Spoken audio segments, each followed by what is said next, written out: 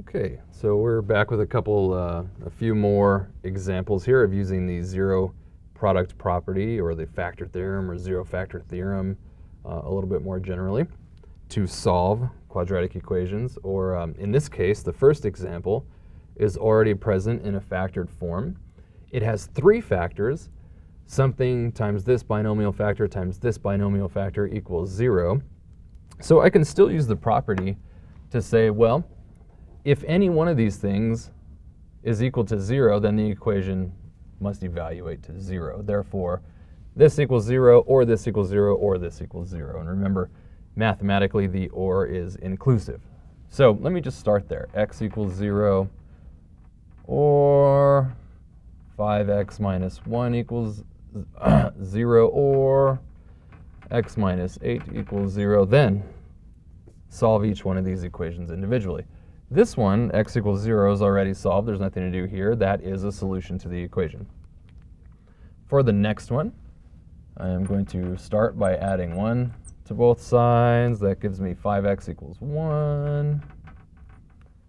Divide both sides by 5,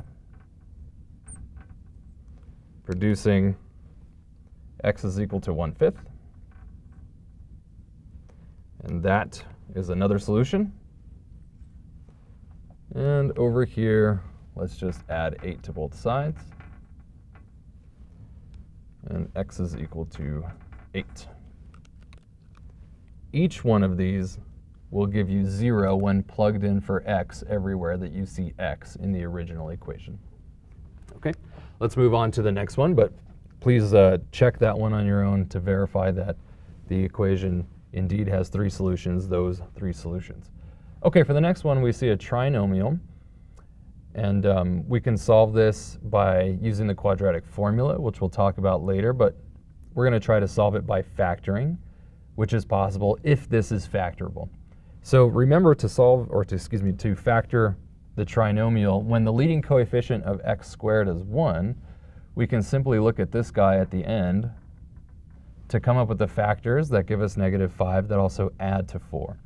So in this case, we can see that 5 times -1 produces -5 when multiplied, and it produces 4 when added. Therefore, the trinomial can be factored into x plus 5 times x minus 1, and all of that is equal to 0. Then we can use our zero product principle to say that x plus 5 equals 0, or x minus 1 equals 0. Solving both those equations, we get, I'm just going to state the solution here, x equals -5 as one of the solutions. This one we add 1 to both sides to get x equal to 1. Now, you could state this in set notation if you like. So I could have said x equals 1, -5, or -5, 1. And either way, that's the set notation way to say that each of these are solutions for x. And I do it that way often. That's a nice way to do it. So it's up to you. Now for the last example, notice that x squared minus 24x is not equal to 0 on the right side. There are a few ways to solve this, but we're focusing on solving by factoring. So to use the zero factor property, I really need this to be 0 on the other side. And the reason is, if you're multiplying factors that give you anything other than 0, then you have an infinite number of ways to do that. For example, if I had two numbers that multiplied to give me 6, well, 2 times 3 is 6, but also 1 times 6 is 6. You can throw fractions and decimals in there and really get crazy. Positive and negatives. Of course, negative times negative is positive, but what I'm saying is that coming back around, you have to have a 0 over there for this to work. So I'm going to start by subtracting 25 from both sides of this equation. I'll just put it over here because it doesn't really combine with any of these things. And what I get out of that is a trinomial. I'm going to write it in standard form on the left side, so it looks like x squared minus 24x minus 25, and on the right side equal to 0. Once we have this, we can just do the standard, oh, I missed my x. 24x minus 25 is equal to 0. Ah, that's better. And now we can proceed with our standard method here, which is to factor this, at least for this lesson. And since the leading coefficient of x squared is 1, I'm just going to look at this negative 25.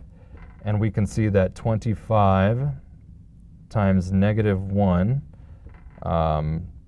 would give us positive 24. We need a negative 24, so let's try negative 25 times positive 1.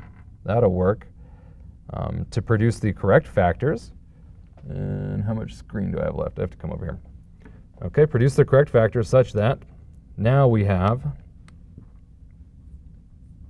x minus 25 times x plus 1 equals 0. Use the 0 factor property, and we can say that x minus 25 equals 0, or x plus 1 equals 0. Add 25 to both sides for this one to get x is equal to 25. Subtract 1 from both sides of that to get x is equal to negative 1. And if I'd like, I can state that in set notation. X is equal to negative 1 comma 25. Probably in a textbook you'll see the lower numbers first, the higher numbers after. But it doesn't really matter. Either one is okay. So I'm going to mark this one as my solution set. And let us proceed onto another video with more examples increasing in depth and complexity.